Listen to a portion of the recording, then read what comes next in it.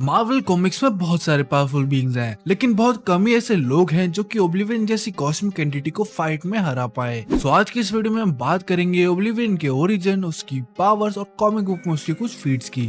Oblivion Marvel comics में एक abstract entity है जो कि नॉन एग्जिस्टेंस या फिर दूसरे शब्दों में नथिंगनेस को रिप्रेजेंट करता है। ये अपने सिबलिंग्स डेथ, इन्फिनिटी और इटर्निटी के साथ मिलके कॉस्मोस में लाइफ, डेथ, क्रिएशन और डिस्ट्रक्शन में बैलेंस मेंटेन करता है। ओब्लिवियन एम्बॉडीमेंट है प्राइमोर्डियल वर्ल्ड का, जो कि मल्टीवर्स से भी पहले से एग्जिस्टेंस में है। ओब्लिवियन और डेथ दोनों के एस्पेक्ट डिफरेंट होने के बाद भी उन्हें एक ही बीइंग कंसीडर किया जाता है, जैसे कि इटर्निटी और इन्फिनिटी को। जैसे इटर्निटी की राइवलरी डेथ से है, वैसे ही ओब्लिवियन की इन्फिनिटी से भी है। और ये कॉस्मिक बीइंग खुद आपस में ना लड़कर अपने एवेटार से आपस में फाइट करवाते हैं। ओब्लिवियन एक पॉकेट डायमेंशन में रहता है, जिसे कि आउटर वर्ल्ड कहा गया है, क्योंकि उसका ट्रू सेल्फ नॉन एग्जिस्टेंस को रिप्रेजेंट करता है और टेंजेबल यूनिवर्स में सस्टेन करने के लिए उसे अपने एवेटार का यूज करना पड़ता है। ओब्लिवियन को जेएम डिमैटिस और एलन कुपरबर्ग ने क्रिएट किया था और इसकी कॉमिक बुक में फर्स्ट अपीयरेंस आइसमैन इशू 1 1984 में हुई थी, जिसमें कि आइसमैन टाइम में पीछे जाकर एक बीइंग से लड़ता है जिसका नाम मिराज होता है, जिसके कॉन्सिक्वेंस में आइसमैन के फादर की डेथ हो जाती है। और जब उसकी फादर की डेथ हो जाती है, दैट मींस आइसमैन कभी पैदा ही नहीं हुआ था। सो वो एग्जिस्टेंस से हट के एक वर्ल्ड में ट्रांसपोर्ट हो जाता है, जहाँ उसे ओब्लिवियन मिलता है और वो उसे समझाता है कि ये वर्ल्ड उसके बीइंग का खाली एक एस्पेक्ट ही है और जो भी चीज एग्जिस्टेंस से हट जाती है वो ओब्लिवियन का पार्ट बन जाती है। अब बात करें ओब्लिवियन के ओरिजिन की,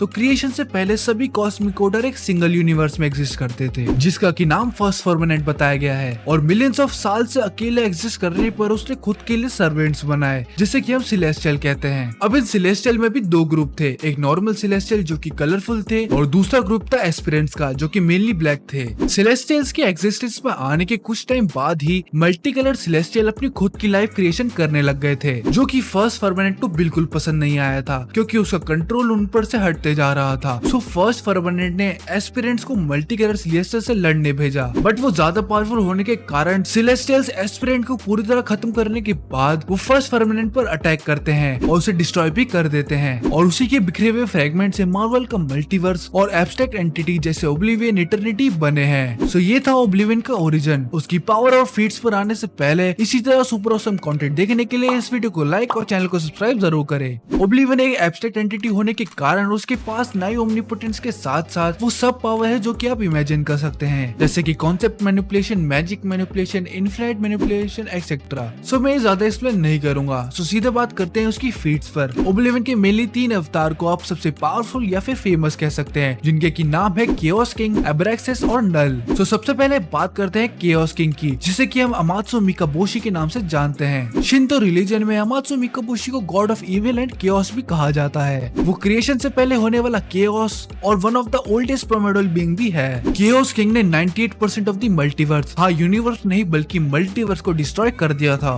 केओस किंग ने ओलंपियंस गॉड जिसमें हरक्यूलिस और ज़्यूस भी आते हैं, उन्हें इजीली हरा दिया था। केओस किंग किसी को भी एब्जॉर्ब कर सकता है और गॉड्स उसके सामने पावरलेस है। अब बात करते हैं एब्रैक्सिस की, तो ये एक कॉस्मिक एंटिटी है जो कि एम्बॉडीमेंट है मल्टीवर्स में डिस्ट्रक्शन का। एब्रैक्सिस इटर्निटी जैसे बीइंग्स की तरह फर्स्ट फर्मानेंट की डेथ के बाद ही एग्जिस्टेंस में आया था और इटर्निटी ने पूरी कोशिश की थी एब्रैक्सिस की फॉर्म को इमर्ज होने से रोकने की, बट जो बीइंग फिर इमर्ज हुआ उसे हम गैलेक्टस के नाम से जानते हैं। एब्रैक्सिस ने रीड रिचर्ड्स को सारी रियलिटी से मार दिया था। उसकी खाली प्रेजेंस से ही मल्टीवर्स में डिफरेंट रियलिटी मर्ज हो रही थी। वो अक्रॉस मल्टीवर्स किसी को भी देख सकता है। एब्रैक्सिस ने मल्टीवर्स के सारे गैलेक्टस को मार दिया था।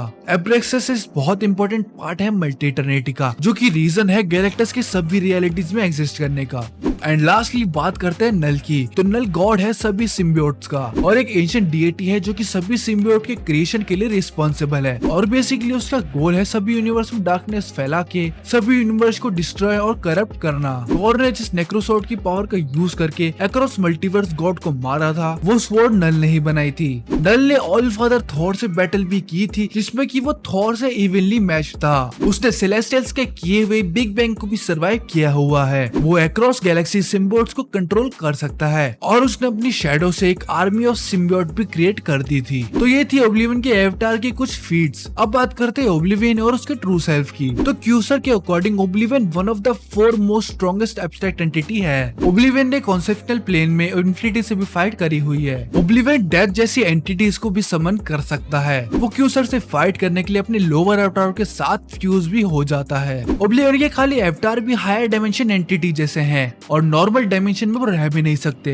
ओब्लिवियन को लोअर डायमेंशन से इंटरेक्ट करने के लिए खुद की एक वीक मैनिफेस्टेशन बनानी पड़ती है और वो ये सब अपने अवतार जैसे एनिमल से करवाता है। वो अपनी नॉन एग्जिस्टेंस को अपनी विल के अकॉर्डिंग एग्जिस्टेंस में बदल के लाइफ को भी क्रिएट कर सकता है। ओब्लिवियन कुछ भी एब्जॉर्ब कर सकता है, चाहे वो सोल्स हो, कॉन्सेप्ट हो या फिर स्पेस, और वो उनको नथिंगनेस में भी बदल सकता है जैसे कि वो कभी एग्जिस्ट ही नहीं किए। अगर ओब्लिवियन कभी खुद किसी टाइम स्ट्रीम में एंटर करेगा तो वो कॉस्मिक डिस्ट्रक्शन ले आएगा और वो टाइमलाइन एग्जिस्टेंस से ही गायब हो जाएगी। ओब्लिवियन की छोटी सी मैनिफेस्टेशन भी मार्वल मल्टीवर्स से कहीं ज्यादा बड़ी है और मार्वल मल्टीवर्स ही मल्टी इटर्निटी है। सो ये थी मार्वल कॉमिक्स में ओब्लिवियन की ओरिजिन, उसकी पावर और उसकी कुछ फीट्स। सो आज के इस वीडियो में इतना ही। अगर आपको वीडियो पसंद आई तो इस वीडियो को लाइक और चैनल को सब्सक्राइब जरूर करें। मैं मिलूंगा आपसे अगली वीडियो में, तब तक के लिए पीस आउट।